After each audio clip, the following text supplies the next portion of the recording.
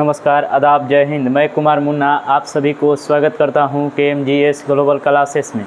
तो आज हम फिर से देखेंगे PYQ के बारे में।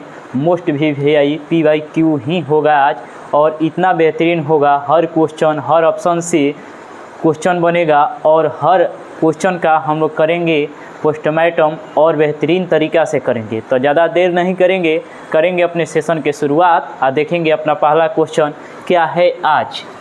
तो विश्व का सबसे बड़ा नदी निर्मित द्वीप जिसका नाम है माजुली, वह किस नदी पर स्थित है। क्वेश्चन हमारा पूछा है विश्व का सबसे बड़ा नदी निर्मित द्वीप माजुली है, जो कि किस नदी पर स्थित है। ठीक ना। क्वेश्चन आज का हमारा फर्स्ट क्वेश्चन बहुत लाजवाब मोस्ट VVI क्वेश्चन है, जो कि परीक्षाओं में बार बार पूछता रहता है। ठीक ना। विश्व का सबसे बड़ा नदी निर्मित द्वीप माजुली किस नदी पर है। तो इसका पहले ऑप्शन देखेंगे, उसके बाद आंसर टिक करेंगे, ना कि पहले आंसर ही टिक कर दें। हर ऑप्शन से क्वेश्चन बनेगा, बेहतरीन तैयारी होगा। ठीक ना। तो पहला ऑप्शन में दिया है सिंधु नदी, बी में दिया है सतलज नदी, सी में दिया है नील नदी और डी में दिया है ब्रह्मपुत्र नदी। तो इसका सही आंसर हो जाएगा ब्रह्मपुत्र नदी हो जाएगा। क्या हो जाएगा? ब्रह्मपुत्र नदी हो जाएगा इसका सही आंसर। विश्व का सबसे बड़ा नदी द्वीप माजुली किस नदी पर है। तो ब्रह्मपुत्र नदी पर है। वहीं पूछेगा सबसे छोटा नदी द्वीप कौन सा है। तो उमानंदा है। कौन सा है? उमानंदा। ये भी किस नदी पर है। तो ब्रह्मपुत्र नदी पर है। पूछेगा ये ब्रह्मपुत्र नदी कहाँ पर बहती है। तो असम में बहती है। ठीक ना। असम में बहती है ब्रह्मपुत्र नदी। अब पूछेगा ब्रह्मपुत्र नदी से मोस्ट VVI क्वेश्चन, जो कि आपके परीक्षाओं में बार बार पूछता रहता है। पूछेगा कि मानसरोवर झील से कौन सा नदी निकलती है। तो ब्रह्मपुत्र नदी निकलती है। कौन नदी निकलती है? ब्रह्मपुत्र नदी निकलती है। वहीं पूछेगा किस हिमानी से निकलती है। तो चिंग इमडुंग हिमानी से निकलती हैं। चिंग इमडुंग हिमानी से कौन निकलती हैं। तो ब्रह्मपुत्र नदी। और झील पूछेगा तो किस झील से। तो मानसरोवर झील से निकलती हैं। तिब्बत में इसे किस नाम से जाना जाता है। ब्रह्मपुत्र नदी को तिब्बत में किस नाम से जाना जाता है। तो सांगपो के नाम से जाना जाता है। किस नाम से जाना जाता है? सांगपो के नाम से जाना जाता है। वहीं अरुणाचल प्रदेश में इसे किस नाम से जाना जाता है। तो दिहांग के नाम से जाना जाता है। ब्रह्मपुत्र नदी को अरुणाचल प्रदेश में किस नाम से जाना जाता है। तो दिहांग के नाम से जाना जाता है। वहीं बांग्लादेश में पूछेगा तो जमुना के नाम से जाना जाता है। ब्रह्मपुत्र नदी से जितना मोस्ट VVI क्वेश्चन था जो हम आपको बता दिए। ठीक ना। इससे बाहर नहीं पूछेगा। ठीक ना। नेक्स्ट क्वेश्चन अब देखेंगे, नेक्स्ट ऑप्शन के बारे में देखेंगे, नील नदी के बारे में देखेंगे। नील नदी से पहले तो क्वेश्चन बनेगा कि विश्व की सबसे लंबी नदी कौन सी है। तो नील नदी है। कौन सी है? नील नदी है। इसे क्या कहा जाता है? नील नदी का देन किसे कहा जाता है। किस देश को कहा जाता है। तो मिस्र को कहा जाता है। मिस्र का किसे कहा जाता है। तो नील नदी का देन या वरदान जो भी पूछे वो किस देश को कहा जाता है। तो मिस्र को कहा जाता है। मिस्र का देन किसको कहा जाता है। तो नील नदी का देन किसको कहा जाता है। तो मिस्र को कहा जाता है। आसवन बांध किस नदी पर है। तो नील नदी पर है। किस नदी पर है। तो नील नदी पर है। आसवन बांध किस नदी पर है। तो नील नदी पर है। वहीं पूछेगा नेक्स्ट क्वेश्चन पूछेगा कि इसका उद्गम स्थान किस झील से है। नील नदी जो विश्व के सबसे लंबी नदी है, इसका उद्गम स्थान यानी जहाँ से निकलती है उस स्थान का नाम क्या है। तो विक्टोरिया झील है। विक्टोरिया झील से कौन सा नदी निकलती है। तो नील नदी निकलती है। और यह विक्टोरिया झील कहाँ है। तो युगांडा देश में है। युगांडा देश में है विक्टोरिया झील। ठीक ना। नेक्स्ट ऑप्शन के बारे में देखेंगे सतलज नदी। ये भी मानसरोवर झील से ही निकलती हैं। तिब्बत के मानसरोवर झील से कौन निकलती हैं। तो सतलज नदी निकलती हैं। यह शिवकिला दारा से भारत में प्रवेश करती हैं। कहाँ से प्रवेश करती हैं। तो शिवकिला दारा से प्रवेश करती हैं भारत में। इसका सबसे पूछे। अब नेक्स्ट क्वेश्चन पूछेगा हिमाचल प्रदेश की सबसे लंबी नदी कौन सी हो जाएगी। तो सतलज नदी हो जाएगी। कौन सी नदी हो जाएगी। सतलज नदी हो जाएगी। अब देखेंगे सिंधु को। सिंधु भी निकलती है मानसरोवर झील से ही निकलती हैं। मानसरोवर झील से कौन निकलती है। तो सिंधु नदी, सतलज नदी और ब्रह्मपुत्र नदी। ठीक ना। तीनों कहाँ से निकलती हैं। तो मानसरोवर झील से ही निकलती हैं। पूछेगा पाकिस्तान की सबसे लंबी नदी कौन सी हो जाएगी। तो सिंधु हो जाएगी। क्या हो जाएगी? सिंधु हो जाएगी। नेक्स्ट क्वेश्चन के बारे में करेंगे चर्चा और बेहतरीन तरीका से ध्यान लगा कर देखिएगा, ठीक ना। मोस्ट VVI होगा, मोस्ट VVI होगा। आज का क्वेश्चन जो भी होगा मोस्ट VVI होगा, ठीक ना। इस पर डबल स्टार लगाइए, ठीक ना, डबल स्टार लगाकर याद कीजिएगा, ठीक ना। सौरमंडल के सबसे बड़ा ग्रह पूछ रहा है। सौरमंडल से क्वेश्चन हर परीक्षाओं में पूछता है, जो भी तैयारी करता है बेहतरीन तरीके से वो जानता है कि सौरमंडल से क्वेश्चन हर एग्जाम में रहता है। पूछ रहा है हमारा क्वेश्चन कि सौरमंडल का सबसे बड़ा ग्रह कौन हो सकता है? तो ऑप्शन ए में दिया है पृथ्वी, बी में दिया है गुरु यानी बृहस्पति जिसे जुपिटर भी कहा जाता है, नेक्स्ट ऑप्शन दिया है शनि जिसे सैटर्न कहा जाता है, या डी में दिया है मंगल ग्रह जिसे मार्स ग्रह के नाम से जाना जाता है।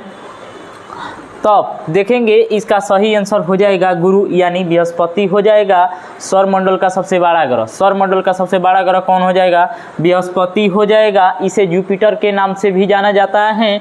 इसका खोज किसने किया था? तो गैलीलियो ने किया था। किसने किया था? गैलीलियो ने किया था। टेलीस्कोप के खोज किसने किया था? तो गैलीलियो ने किया था।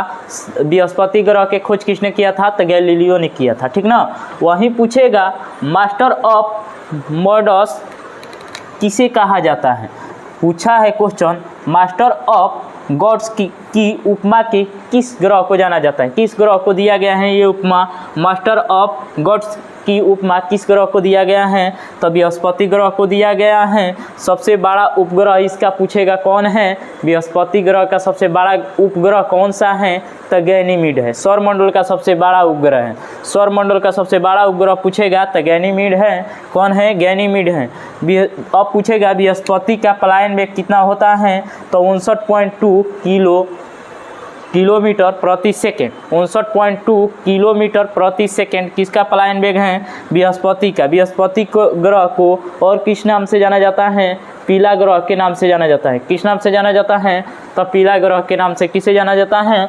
बृहस्पति ग्रह को जाना जाता है। वहीं अब देखेंगे अपना पृथ्वी, प्यारा सा पृथ्वी जिसे वसुधा कहा जाता है। क्या कहा जाता है? वसुधा। अब देखेंगे इसका पहले पूछेगा पृथ्वी का एकमात्र उपग्रह कौन सा है? तो चंद्रमा है। कौन सा है? चंद्रमा है। वहीं पूछेगा पृथ्वी का पलायन वेग कितना होता है? 11.2 किलोमीटर प्रति सेकेंड। 11.2 किलोमीटर प्रति सेकेंड की रफ्तार से कोई भी वस्तु को जब हम लोग फेंकते हैं तो वो कहाँ चल जाता है? अंतरिक्ष में चला जाता है, यानी पृथ्वी से दूर चला जाता है। फिर पृथ्वी पर उसको लाने के लिए फिर 11 उधर से फेंका जाता है तो वापस आता है, ठीक ना। पूछेगा नीला ग्रह के नाम से किसे जाना जाता है? पृथ्वी को जाना जाता है। किसको जाना जाता है? पृथ्वी को जाना जाता है नीला ग्रह के नाम से। क्यों जाना जाता है? क्योंकि पृथ्वी पर 71% जल के उपस्थिति के कारण ही पृथ्वी को नीला ग्रह कहा जाता है, ठीक ना। क्या कहा जाता है? नीला ग्रह कहा जाता है। अब लास्ट देखेंगे मंगल के बारे में। लाल ग्रह के नाम से किसे जाना जाता है? मंगल को जाना जाता है। किसको जाना जाता है? मंगल को। नेक्स्ट क्वेश्चन देखेंगे। नेक्स्ट क्वेश्चन होगा मोस्ट VVI होगा ये भी। रॉकेट किस संरक्षण सिद्धांत पर कार्य करता है? रॉकेट होता है जो रॉकेट दागा जाता है वह किस संरक्षण सिद्धांत पर कार्य करता है उसको बताना है, ठीक ना। ऑप्शन ए में दिया है द्रव्यमान पर, बी में दिया है ऊर्जा पर, सी में दिया संवेग पर और डी में दिया है वेग पर। तो इसका सही आंसर हो जाएगा संवेग संरक्षण के सिद्धांत पर रॉकेट कार्य करता है। किस सिद्धांत पर करता है? संवेग संरक्षण के सिद्धांत पर कार्य करता है। कोई भी रॉकेट को दागा जाता है या छोड़ा जाता है, ठीक ना। तो अब देखेंगे कुछ और संरक्षण पर आधारित है। विद्युत जनित्र किस सिद्धांत पर कार्य करता है? विद्युत जनित्र किस सिद्धांत पर कार्य करता है? तो विद्युत चुंबकीय प्रेरण के सिद्धांत पर कार्य करता है। विद्युत चुंबकीय प्रेरण के सिद्धांत पर कौन काम करता है? विद्युत जनित्र कार्य करता है। वही पूछेगा दूधमापी किस सिद्धांत पर कार्य करता है? जिससे हम लोग दूध को मापते हैं वह किस सिद्धांत पर कार्य करता है? आर्किमिडीज के सिद्धांत पर कार्य करता है। आर्किमिडीज के सिद्धांत पर कौन कार्य करता है? तो दूधमापी यंत्र कार्य करता है आर्किमिडीज के सिद्धांत पर। वही पूछेगा उत्प्लवन सिद्धांत किसने दिया था?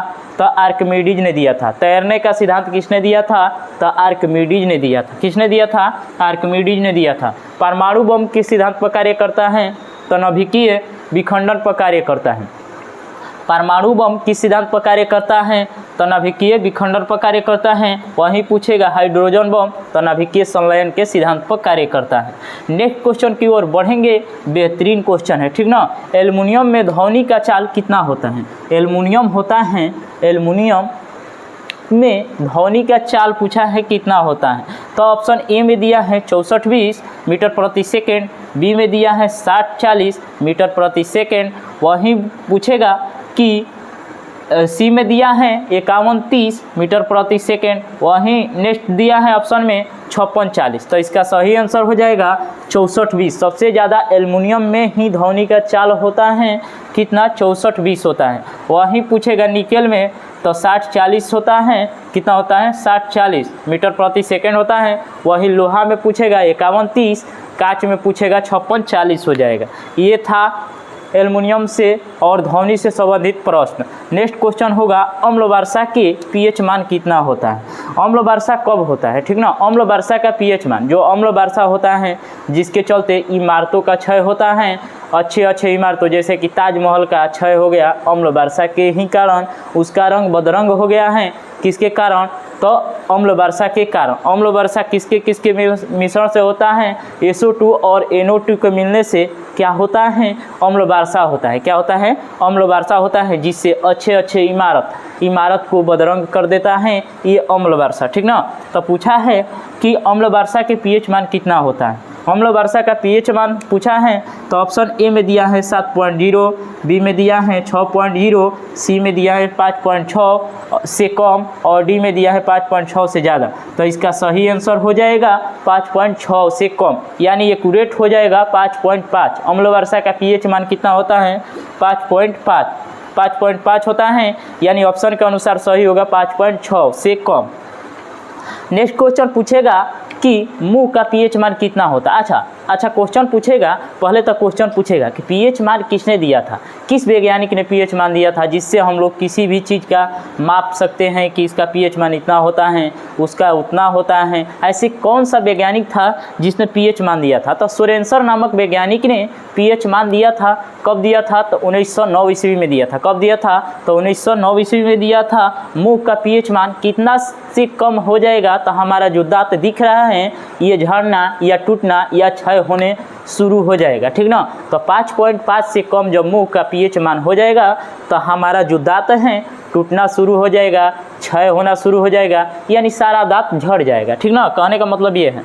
अब नेक्स्ट क्वेश्चन पूछेगा, जठर रस का पीएच मान कितना होता है, तो 1.2 होता है। वहीं पूछेगा नींबू का पीएच मान, नींबू का पीएच मान तो कोई नहीं भुलाएगा, 2.2। जब भी हम लोग नींबू काटते हैं तो बराबर भाग में काटते हैं, दोनों साइड बराबर भाग में काटते हैं, तो 2.2 होता है नींबू का पीएच मान। वहीं पूछेगा कि शुद्ध जल का पीएच मान कितना होता है, तो 7 होता है। कितना होता है, 7 होता है। वहीं पूछेगा हमारे रक्त का पीएच मान कितना होता है, तो 7.4 होता है। कितना होता है, 7.4। नेक्स्ट क्वेश्चन पूछेगा कि मिल्क ऑफ मैग्नीशिया का कितना होता है पीएच मान, तो 10 होता है। 10 होता है। तो यही था आज के बेहतरीन क्लास, जो कि मोस्ट डिस्कशन के साथ हमसे जो भी छात्र जुड़ते हैं, जो भी मेरे स्टूडेंट जुड़ते हैं, उनको ये सेशन बहुत अच्छा लगा होगा। उम्मीद करता हूँ कि इससे भी बेहतरीन क्वेश्चन के साथ, मोस्ट डिस्कशन के साथ हम जुड़ेंगे। तब के लिए लव यू, थैंक यू। अगर आप लोग को अच्छा लगा होगा तो प्लीज़ लाइक कर दीजिएगा, सब्सक्राइब कर दीजिएगा और चैनल को शेयर कर दीजिएगा, ठीक ना। तो चलिए, सभी को लव यू, थैंक यू। जय हिंद, जय भारत।